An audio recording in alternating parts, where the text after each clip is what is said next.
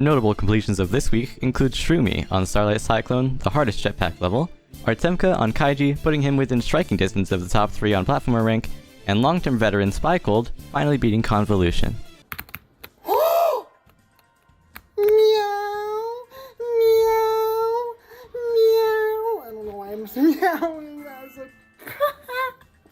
The hardest level beaten this week was Woolypig's completion of NullSpace, a spiritual successor and practically a super buffed version of Null, through its heavy usage of coyote clicks, where you jump shortly after running off a block, fast mid-air turnarounds, where you briefly let go of all keys before swapping directions, and orbs requiring momentum to squeeze through insanely tight gaps.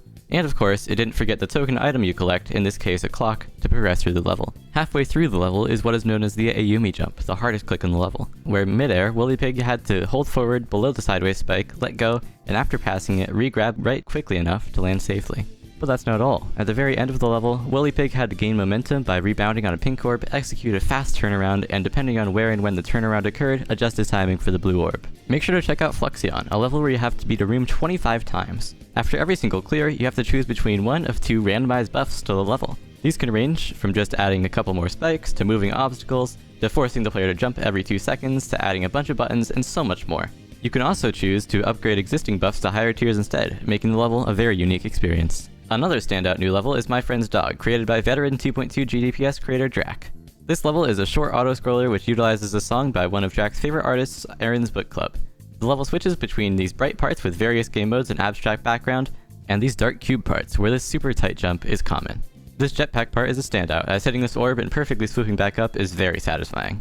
This level is projected to place pretty low on the platform list, so go give it a shot. In other news, Jungle Wolf has become the 22nd player to ever crack the top 10 with his completion of Rage. Unfortunately, he didn't die to the demon face at the end.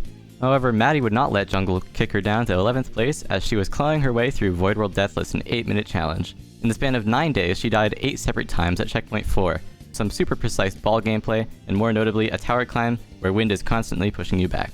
And as if dying over halfway in wasn't bad enough, Maddie failed the very last checkpoint, which is full of very generous hitboxes. She remained persistent, however, and Maddie finally snatched back her status as one of the best platformer players. After spending 7.5 hours in dead of night, reaching the halfway point of Phase 4, Willy Silly's phone crashed, resetting him to the start. It then crashed again the very next day. RobTop, please add checkpoint saving.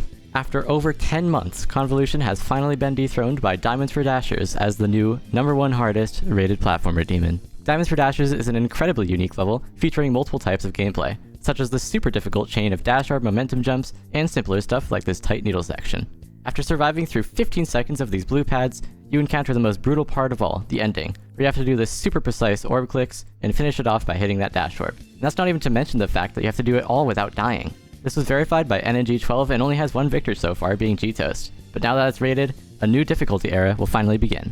To leave the video off, Masked beat Measurement, which features a very special guest during the reaction.